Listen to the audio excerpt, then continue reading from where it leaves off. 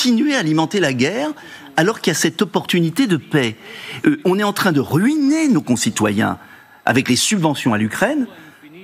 Emmanuel Macron a encore donné 2 milliards. Mais qu'est-ce que vous voulez ? Vous voulez que la France arrête l'aide à l'Ukraine ? Oui, comme les États-Unis l'ont fait, pour raisonner aussi... Ils n'ont pas encore arrêté l'aide à l'Ukraine. Ils l'ont arrêté un moment, ils l'ont reprise légèrement, mais ils l'ont arrêté pour raisonner aussi Zelensky.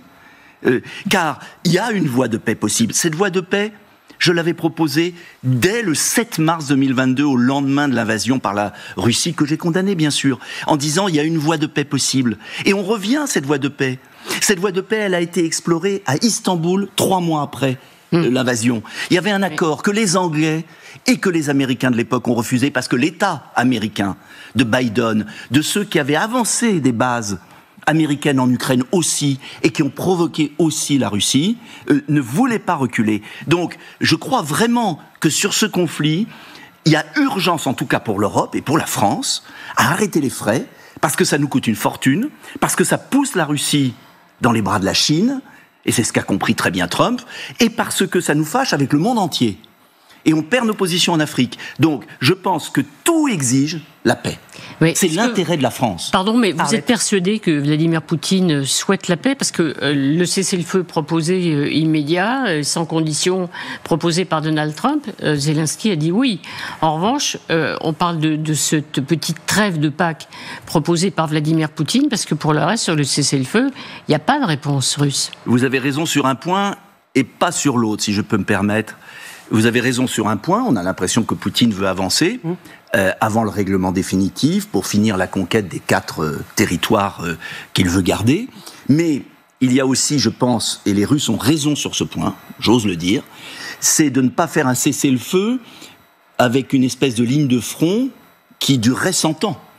C'est-à-dire, l'idée des Russes, et je pense qu'ils ont raison, c'était l'idée de Chirac. Pas l'oublier. C'était de traiter réellement l'affaire ukrainienne, profondément.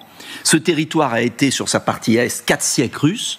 Il a eu son indépendance en 91. Oui. C'est un territoire tampon entre le monde russe et le monde européen occidental. Et l'idée de Chirac, que j'approuvais totalement, c'était de dire il faut la neutralité de l'Ukraine, la démilitarisation, de manière à rassurer la Russie, et puis de manière à avoir une paix définitive où la Russie respecte la souveraineté. Mais à quel prix, Nicolas Dupont-Aignan ? Parce que vous êtes un souverainiste. Si on laisse la Russie prendre les 4 oblasts qu'elle a annexés illégalement, est-ce que ce n'est pas un message qu'on envoie au monde ? Si un autre pays en envahit un autre, on laisse faire. C'est le risque. Vous avez raison. Mais n'oubliez jamais, parce qu'on le dit jamais, que c'est le Zelensky qui a bombardé pendant 8 ans ces 4 territoires où il y avait des populations russes auxquelles on a supprimé leur langue. C'est Zelensky qui n'a pas respecté les accords de Minsk, qui prévoyaient l'autonomie. Ça n'a pas été voté par le Parlement ukrainien, alimenté par les Américains et les Européens. Zelensky n'était pas au pouvoir à ce moment-là. Vous plaisantez, à la fin il était au pouvoir. Et il n'a pas voulu respecter les accords de Minsk. Donc moi j'ai une lecture, j'ose dire que les torts sont partagés. Et j'ose dire qu'un conflit territorial, qui est en fait une tragique guerre civile. Tragique guerre civile, ce sont des peuples qui parlent les 2 langues, qui ont vécu ensemble. C'est abominable. Oui, il y a une indépendance de l'Ukraine est indépendante, on lui a dessiné des frontières. Mais l'Ukraine est indépendante. La Russie l'avait accepté. Mais la Russie l'a accepté. Ouais. Est-ce que n'a pas accepté la Russie ? Est-ce que nous, on accepterait qu'en Belgique ou à Monaco, il y ait des bases chinoises secrètes et avec une intervention pour avancer ? Est-ce que Kennedy a accepté les missiles russes à Cuba ? Non ? Bon. Eh bien, les Russes n'acceptent pas que l'Ukraine rentre dans l'OTAN. Et ils ont bien raison. Et d'ailleurs, je me réjouis que Trump reprenne la raison. La raison, c'est que l'Ukraine n'a rien à faire dans l'OTAN. La raison, c'est que l'Ukraine n'a rien à faire dans l'Union européenne.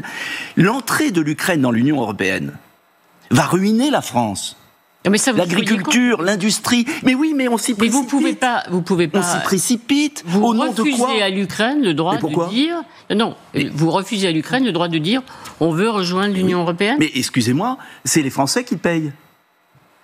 En fait, on ne réalise pas aujourd'hui que notre pays affronte une crise économique monstrueuse.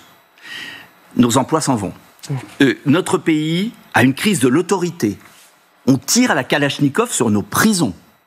Les narcotrafiquants tiennent le beaucoup de quartiers. Et Emmanuel Macron fait la leçon en Ukraine. Eh bien moi, j'ose, et c'est la raison de ma candidature présidentielle, je vais vous le dire aux Français, maintenant, priorité à la France.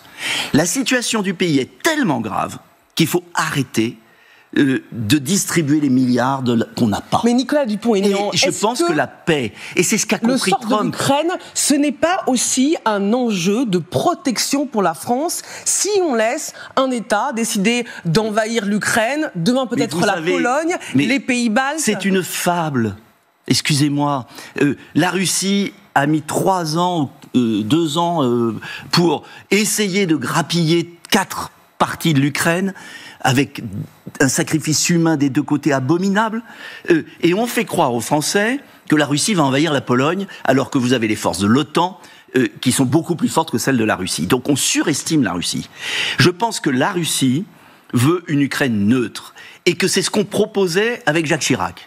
Donc je ne vois pas au nom de quoi on alimenterait cette guerre folle qui nous ruine. Qu'est-ce que vous appelez neutre ? Dernier point. Neutre ou pro-russe, Nicolas Dupont-Aignan ? Neutre. Mais la Russie n'est pas l'ennemi de la France. L'Europe, si elle veut compter au XXIe siècle, face aux États-Unis et à la Chine, aura besoin des terres rares russes, aura besoin de l'énergie russe. Nous avons une civilisation commune. Au Moyen-Orient, heureusement qu'il y a eu les Russes pour éviter Daesh qui mettait des bombes à Paris.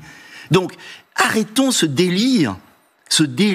Mais comment on peut dire que la Russie redescendre la pression. N'est pas l'ennemi de la France quand on voit le nombre d'attaques qui ciblent la France, de la désinformation, des piratages informatiques envers les hôpitaux. Mais il y a toujours eu... C'est une réalité. Mais la France joue un rôle malsain contre la Russie. La France veut mettre des troupes en Ukraine. La France se trompe de garantir un accord de paix. Mais c'est pas à nous de garantir les accords de paix en Ukraine. Est-ce que franchement vous trouvez normal? C'est à l'ONU. Est-ce que vous trouvez normal que les États-Unis, comme la Russie d'ailleurs, souhaitent laisser l'Europe à l'écart du règlement ou de la négociation de la paix? Non. Mais bien sûr que non. Mais pourquoi, Arlette Chabot, on en est là? C'est parce que les États-Unis ont très bien compris qu'Emmanuel Macron, M. Starmer, Mme von der Leyen n'étaient pas pour la paix, voulaient la guerre. Et ils veulent la guerre pourquoi? La guerre, tous les pays européens veulent la guerre. Pourquoi les pays européens veulent la guerre? Je vais vous le dire. Parce que d'abord, M. Macron est en perte de vitesse et est désavoué par le peuple. C'est un moyen pour lui de se refaire. Deuxièmement, ils veulent un saut fédéral. Ils veulent, avec cette guerre qu'ils provoquent en permanence, ils veulent alimenter un saut fédéral, des dépenses extravagantes, un nouvel endettement. Une Europe de la défense, pouvoirs. Par exemple, construire une Europe de la défense. Mais l'Europe de la défense, ça ne veut rien dire. Ah bon? Eh oui. Pourquoi? Parce que ça voudrait dire, par exemple, qu'au moment de la guerre en Irak, parce que la France était minoritaire, nous aurions été obligés d'envoyer nos enfants combattre en Irak pour obéir à M. Blair et à M. Bush dans cette monstruosité. S'il y avait eu l'Europe de la défense que vous appelez tous de votre vœu, Dominique de Villepin n'aurait pas pu dire ce qu'il a dit à l'ONU. Et la France n'aurait pas pu être la France. Alors qu'on ait des coopérations, attention, qu'on ait des coopérations européennes, bien sûr, je suis pas fou, que on articule notre dissuasion nationale pour notre territoire national. Oui, avec des partenaires européens, vous n'êtes pas contre, oui, mais bien sûr. En revanche, qu'on confie à Mme von der Leyen, à la Commission de Bruxelles, à un aéropage de technocrates, va-t-en-guerre, l'avenir de nos enfants, l'engagement de la France, je ne l'accepterai jamais. Parce que c'est la souveraineté du pays. Et la mort de nos enfants n'appartient qu'aux dirigeants français. Voilà pourquoi je mets en garde les Français sur cette espèce de psychose créée par Emmanuel Macron pour en fait transférer les décisions, et notamment notre force de dissuasion. Elle est aussi en Pologne, elle est au Royaume-Uni, elle est en Allemagne, elle est partout. Donc oui, parce que c'est le parti de la guerre. D'Emmanuel Macron. C'est le parti de la guerre. Alors l'Europe est devenue le parti de la guerre. Non, l'Union européenne. Ça, c'est le langage du Kremlin. L'Union européenne. L'Italie, tout le monde. Moins l'Italie. Il reste qui? Moins l'Italie. Et moins la Hongrie. Qui soutient l'Ukraine, pardon, mais Giorgia Meloni soutient totalement l'Ukraine. Il ne s'agit pas de ne pas soutenir l'Ukraine à certains moments. Il s'agit d'amener l'Ukraine à la paix. Et la Russie aussi. Mais bien évidemment. Et on sait qu'il y a un chemin. Mais ce chemin, en ce jour de Pâques, saisissons-le. C'est l'intérêt de la France. Et moi, je suis désolé, il y a beaucoup de conflits dans le monde. Il y a des choses horribles. Ce qui se passe à Gaza est abominable. Ce qui se passe en Israël avec le 7 octobre.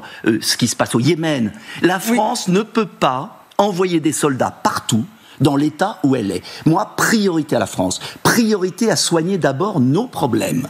À renforcer et à nous muscler.